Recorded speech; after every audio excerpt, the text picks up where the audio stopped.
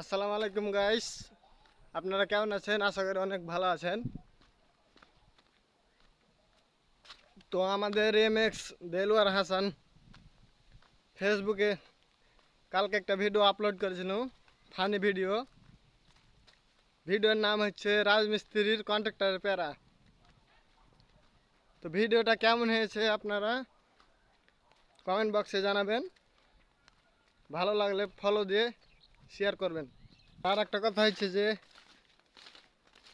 3-4 দিন হলে শুনো এই দিয়ে শস্য করতে দেখতে শস্যের অবস্থা খুবই খারাপ। খারাপ দেখে তার মাথা ঠিক থাকে না, তখন এই দেখছেন 1 বস্তা সাহার লিয়েছে, এখন ছিটে দেব। শস্যে যে দেখছেন কেমন হয়েছে, শস্যে যে এত অতিরিক্ত ঘন হয়েছে, আর এত কষ্ট করে ভিডিও করছি ভাই, তবু ভিউ হয় না, কিছু হয় না। ভিডিও থেকে আস্তে আস্তে মন উঠে গেছে।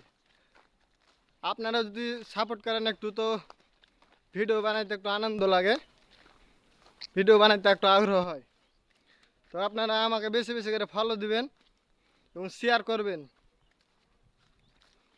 এই যে চলে এসছি আবারও সে কলার বাগানে। আল্লাহ আল্লাহ করছে যে না সামনের দিনকার মতন আবার আজকে শিয়ালে না ধরে। সেদিন কাজ শুনু 2টা শিয়ালে ঘেরে লেছিল।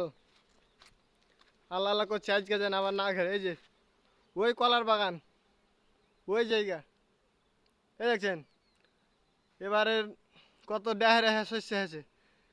এই যে এগুলা দেখেন ফুল ফুটে ফল ধরে গেছে।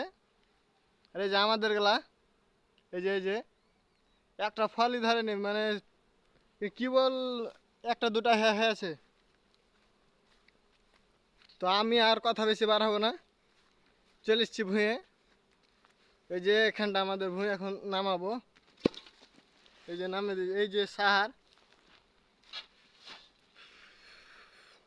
ধন্যবাদ আপনারা আমার সাথে থাকার জন্য।